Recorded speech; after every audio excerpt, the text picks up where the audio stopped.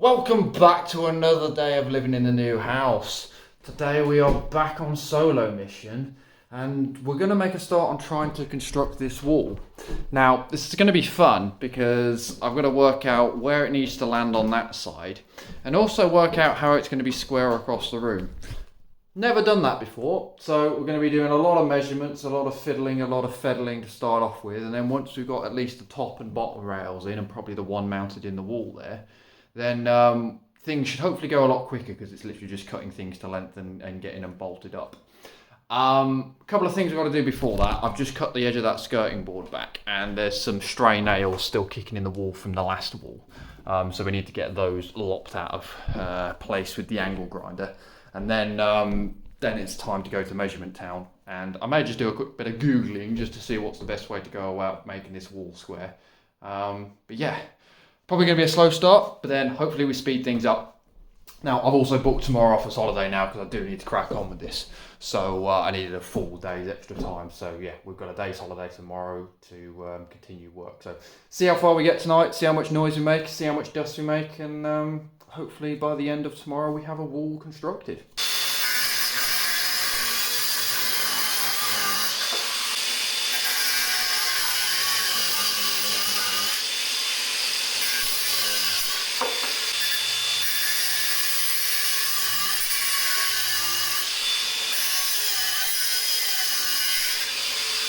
We've made a decision, and the decision is we're going to build the stud wall on the floor first and then lift it into position. The reason I'm doing that is because I'm by myself and I think trying to hold a beam up against the ceiling is going to be a bit of a pain in the backside. So we're going to build it on the floor. We've decided we're going to do 400 centres. I've measured. I am going to re-measure just to double check. Well, I'll cut one beam and then I'll double check. So we need to cut 7 lengths at 2,238 millimeters to then be able to mount the uprights in and then mount the beam across the top between the two there. That's the spacing. So what I'm going to do is I'm going to measure them all up now, at least draw the lines up so they're all the same across the 7 lengths. And then we're going to cut one of them to length, check we can actually get it in the space, and then we're going to go for the rest. Let's get our shopping.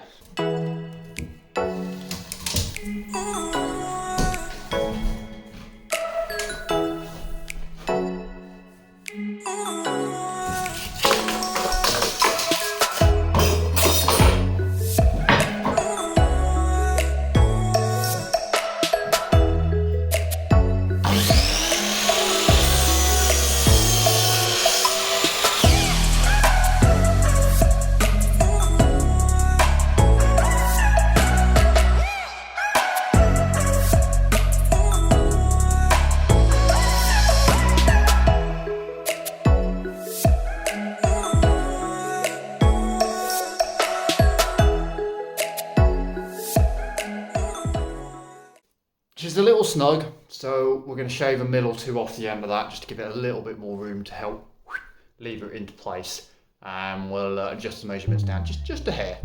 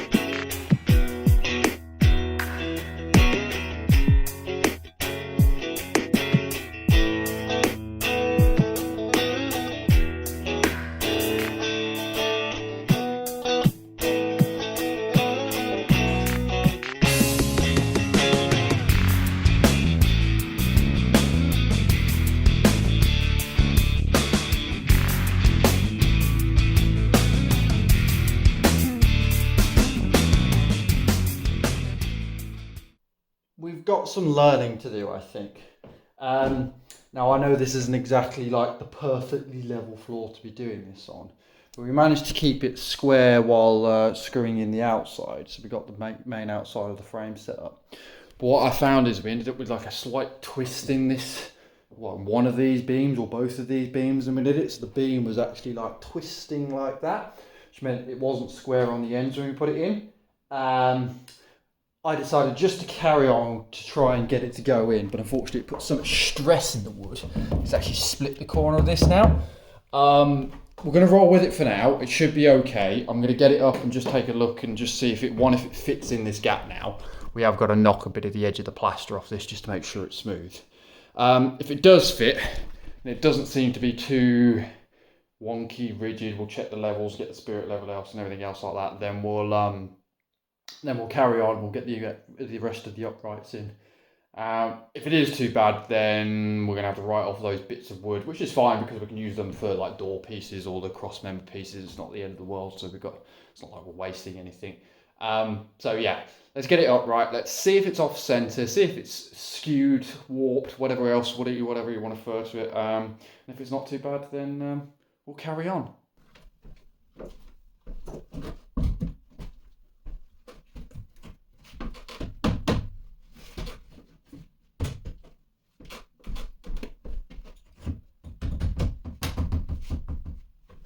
Now, as you can see, this side goes in not too bad. It's a little bit snug, but there's still a noggin of plaster and stuff up there, so that's not so much of a problem.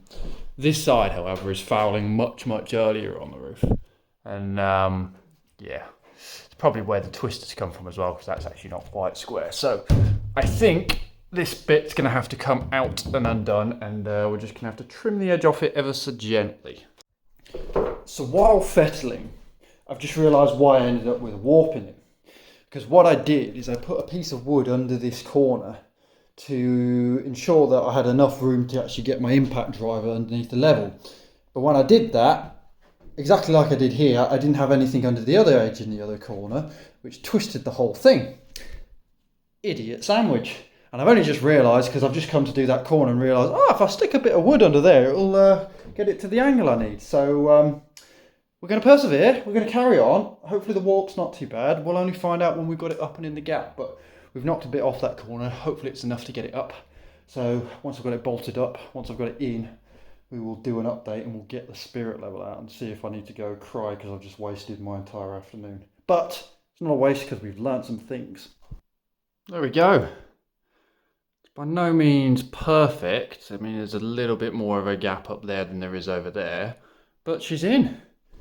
I've been playing around a bit and we've pretty much got this side, get that the right way around, level now. If you check the bubble, we're within the middle of the lines. We've then also got this side pretty much level as well. There's the bubble in between the lines. I've put, because it kept moving around a bit and twisting, I was trying to get in the right place. We've temporarily razzed the screw in the bottom and the top there. Just to hold it in place. To be honest, I'm probably going to leave those in and start putting the uprights in where it is currently. So what we're going to do first of all is mount the screws into the joists at the bottom just to fix it down into the floor. I've got to put some battens in the loft above it to fix upwards into it, so we'll probably do that last. But then what we can do is at least get the uprights in. Provided I've got enough room on this side here to put the wall mounts into this particular side as well. I've got to just check I've got enough centres. But we're there. We have learnt some things. We have built a frame which is now upright.